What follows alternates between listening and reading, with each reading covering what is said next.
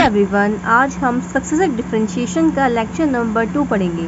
Lecture 1 में मैंने आपको कुछ फॉर्मूलेस को दिखाया था कि कैसे लिखा था। आज हम उन फॉर्मूलेस को कुछ ही फॉर्मूलेस को ड्राइव करेंगे, यानी कि nth डेरिवेटिव को ड्राइव करेंगे। सारे हम ड्राइव नहीं करेंगे क्योंकि कुछ ऐसे चीज़ नहीं पूछे जाते एग्जाम्स में, हम डायरेक्टली लिख देते हैं। कुछ को हम देखिए जैसे बुक्स में सॉल्व किया गया उनको सॉल्व करते हैं। तो पहला हमारे पास है y is equal to x n. अगर y is equal to x n है तो इसका nth डेरिवेटिव क्या होगा, हमें ये फाइंड करना है। तो सबसे पहले हम क्या करते हैं, y की टर्म में लिख लेते हैं जो भी हमारा फंक्शन है। उसके बाद क्या करते हैं, उसके 4 डेरिवेटिव निकालते हैं। पहले इसका फर्स्ट डेरिवेटिव निकालिए। फर्स्ट डेरिवेटिव y1 होगा। y1 इज़ इक्वल टू कितना होगा, एक्स एन का derivative n x n minus 1, ये इसका फर्स्ट डेरिवेटिव होगा। इसका सेकेंड डेरिवेटिव फाइंड कीजिए।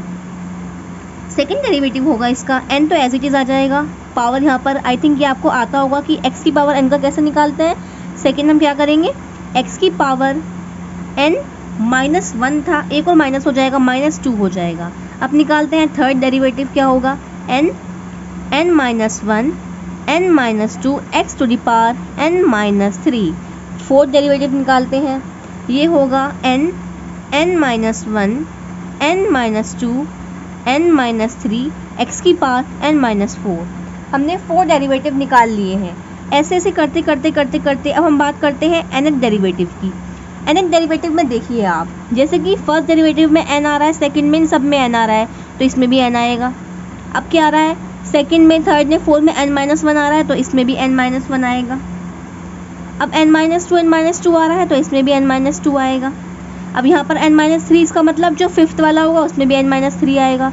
अब आप एक पैटर्न ऑब्जर्व कीजिए, देखिए जैसे कि यहाँ पर अगर मैं x की पावर n माइनस 4 ले रही हूँ तो इससे पहला जो है मल्टीप्लाई में एक कम है।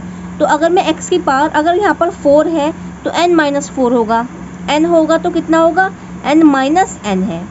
तो यहाँ पर एक कम होगा। एक कम का मतलब क्या है, एक कम का मतलब है n माइनस, यानी इससे एक कम कर दो, यानी कि इसमें एक कम करना है हमें, क्योंकि यहाँ पर देखिए इससे ये एक ज़्यादा है, ये 3 है तो ये 4 है। यहाँ पर अगर माइनस n है तो इसमें प्लस कर देंगे 1, तो ये कितना हो जाएगा, 1 आ जाएगा। तो ये हो जाएगा माइनस n प्लस 1, इससे ये कैंसिल और कितना रह जाएगा, 1।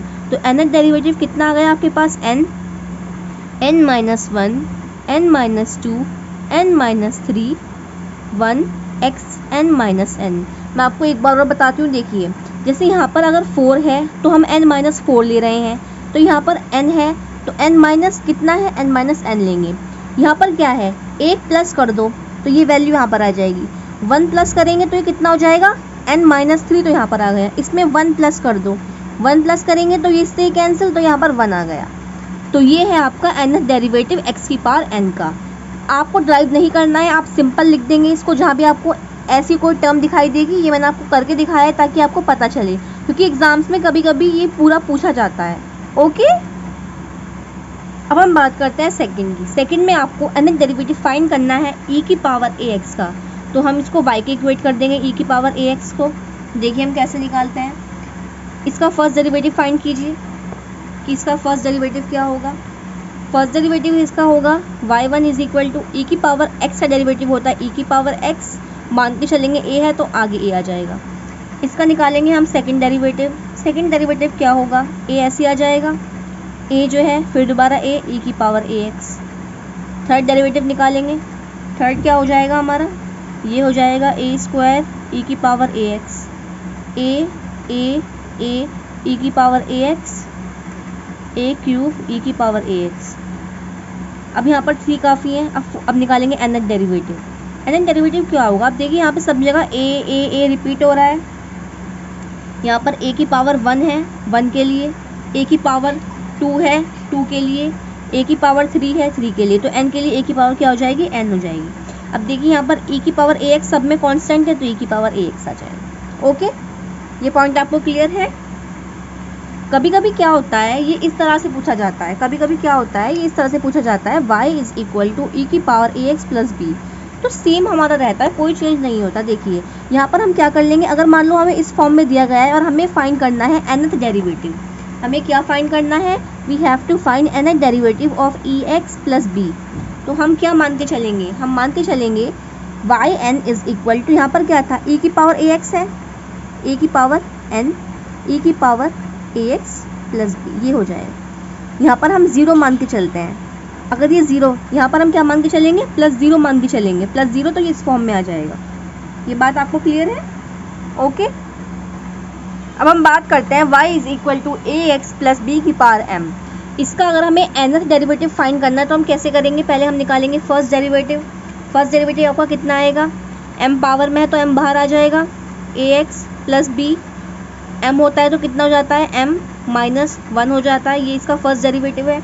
फाइंड करेंगे सेकंड डेरिवेटिव। सेकंड डेरिवेटिव क्या होगा इसका, अब देखिए यहाँ पर क्या है, a है तो यहाँ पर a आ जाएगा आगे। ओके, ये बात क्लियर है आपको? सेकंड डेरिवेटिव क्या होगा इसका, सेकंड डेरिवेटिव होगा इसका am बाहर है तो am बाहर आ जाएगा, ये पावर में है तो ये बाहर आ जाएगा, ax प्लस बी, पावर एक कम हो जाती है तो कितनी हो जाएगी, m माइनस 2 हो जाएगी, और ये a का अंदर का करेंगे तो x का क्या हो जाएगा, a हो जाएगा। तो ये आपका हो जाएगा a square m minus 1 ax plus b to the power m minus 2। Okay, ये हमारा ये हो जाएगा।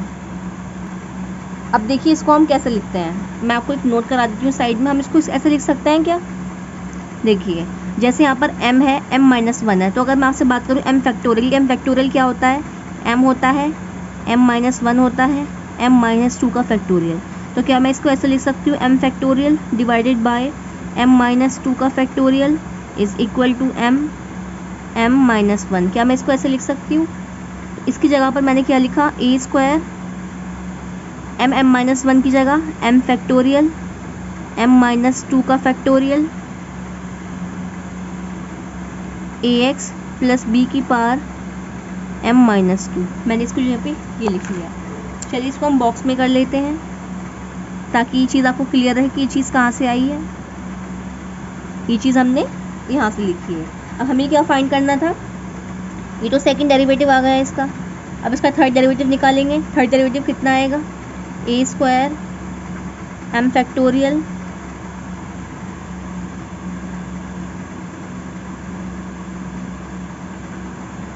m minus 2 factorial. ओके, अब ये चीज़ तो ऐसी आ गई थर्ड डेरिवेटिव के अंदर, इसे खोलना है तो ये बाहर आ जाएगा m minus 2 ax plus b की पावर m माइनस 2 तो एक कम हो जाएगी m माइनस 3 और एक a बाहर आ जाएगा। इससे ये कितना बना, a से a क्यूब बन गया, m फैक्टोरियल m माइनस 2 का फैक्टोरियल क्या बचा। अब देखिए ये m माइनस 2 फैक्टोरियल है, ये m माइनस 2 है, तो ये कितना बन जाएगा। चलिए पहले इसको देखिए, यहाँ पर m माइनस 2 है, m माइनस 2 फैक्टोरियल है, तो फैक्टोरियल को आपको खोलना आता होगा। हम कैसे खोलते हैं फैक्टोरियल को, अगर हम फैक्टोरियल को खोलते हैं, देखिए मैं आपको यहाँ पर दिखाती हूँ क्लियर करके। यहाँ पर देखिए अगर m माइनस 2 लिखा हुआ है और m माइनस 2 फैक्टोरियल है, इसको हम खोलेंगे तो ये बन जाएगा m minus 2 m minus 2 m minus 3 factorial. इससे ये कैंसिल, तो कितना बचा m minus 3 factorial ax plus b की पावर m माइनस 3। बहुत इंपॉर्टेंट क्वेश्चन है, ये आपको अच्छे से समझना है। अब हम पहुंच जाएंगे y की पावर n पर, यानी कि हमें निकालना है nth डेरिवेटिव। तो nth डेरिवेटिव क्या होगा, ये पूरी टर्म तो रिपीट हो जाएगी इसके अंदर। अब देखिए अगर 3 के लिए a की पावर 3 है तो n के लिए a की पावर क्या होगी, n होगी। 3 के लिए, 2 के लिए, सब जगह m फैक्टोरियल है तो m फैक्टोरियल है तो m फैक्टोरियल आ जाएगा। 2 के लिए 2 है, 3 के लिए 3 है, n के लिए m minus n factorial. ax plus b है, ax प्लस बी है, n के लिए भी ax प्लस बी आ जाएगा। 2 के लिए 2 है, 3 के लिए 3 है, तो n के लिए m माइनस n। तो ये आपका nth डेरिवेटिव आया किसके लिए, ax प्लस बी की पावर m के लिए। ये बात आपको क्लियर है? ओके। अब देखिए यहाँ पर कुछ इंपॉर्टेंट केसेस है, मैं आपको केस बताती हूँ। केस हमारे पास क्या है, ये केस आपको बहुत ज़रूरी है पता होना। केस हमारे पास क्या है, अगर m की वैल्यू n के इक्वल है तो क्या होगा। सेकंड है m अगर n से बड़ा है तो क्या होगा। थर्ड है m अगर n से छोटा है तो क्या होगा। ये केस आपको पता होना बहुत ज़रूरी है। देखिए अगर m की वैल्यू n के इक्वल हो जाती है तो ये तो पूरा कैंसिल हो गया, ये पूरा ज़ीरो हो जाएगा। तो तो हमारे पास क्या बचेगा, a की पावर n और nth डेरिवेटिव क्या बचेगा, a की पावर n फैक्टोरियल। क्योंकि देखिए यहाँ पर अगर आप n रखते हैं तो ये 0 हो गया पूरा, यहाँ पर n रखते हैं पूरा 0 हो गया। तो अगर m की वैल्यू n हो गई, यहाँ पर मैं क्या करूँ, m की जगह n रख दूँ, यहाँ पर n रख दिया, यहाँ पर n रख दिया, यहाँ पर ये पूरा कैंसिल, तो क्या बचा n फैक्टोरियल। ये कितना गया, nth डेरिवेटिव yn का। अगर m हमारा n से बड़ा हुआ तो yn कितना होगा, अगर m जो है n से बड़ा, इनकी वाली वैल्यू बड़ी हुई, अगर ये बड़ी हुई तो पॉजिटिव ही आएगा। पॉजिटिव के लिए क्या आएगा हमारा, a की power n m factorial m minus n factorial ax plus b to the power m minus n same रहेगा, ये nth डेरिवेटिव आ गया। अगर m जो है वो n से छोटा है तो क्या आएगा, n से छोटे के लिए ये आ जाएगा 0। आप खुद ही सोचिए, अगर m जो है ये छोटा है तो माइनस में चल जाएगी वैल्यू, तो ये पूरा कितना आ जाएगा, ये छोटा है इससे बड़ा है तो ये पूरी वैल्यू 0 हो जाएगी। ये तीनों केस आपको लर्न करना बहुत बहुत ज़रूरी है। ये क्वेश्चन बहुत ही इंपॉर्टेंट है, एग्जाम की पॉइंट ऑफ व्यू से वेरी इंपॉर्टेंट। बुक में इसको इतना अच्छे से सॉल्व नहीं कराया है, लेकिन मैंने आपको पूरा स्टेप बाय स्टेप पूरा सॉल्व कराया है ये क्वेश्चन आपको। अब हम बात करते हैं इक्वल क्वेश्चन की। y is equal to a की पावर x है तो nth डेरिवेटिव क्या होगा, ये आपको फाइंड करना है। तो सबसे पहले आप फर्स्ट डेरिवेटिव निकालेंगे। a की पावर x का मुझे बताइए फर्स्ट डेरिवेटिव क्या होता है, फर्स्ट डेरिवेटिव बताइए क्या होता है, ये होता है आपका log a की पावर x, ये होता है इसका फर्स्ट डेरिवेटिव। सेकंड डेरिवेटिव क्या होता है, ax है और log a है, तो log a तो आपका ऐसे ही आ जाएगा, ax के लिए दोबारा से log a आ जाएगा और ax आ जाएगा, तो ये कितना हो गया, log a का स्क्वायर ax। ये बात आपको क्लियर है। तो इससे हम nth डेरिवेटिव तक पहुंचेंगे। तो देखिए y1 के लिए log a है, y2 के लिए 2 बार log है, तो log a की पावर कितनी हो जाएगी, n हो जाएगी। ax है सब जगह, तो कितना आ जाएगा, ax आ जाएगा। ओके, ये बात आपको क्लियर है अच्छे से। तो आज हमने 4 क्वेश्चंस को अच्छे से सॉल्व करा है।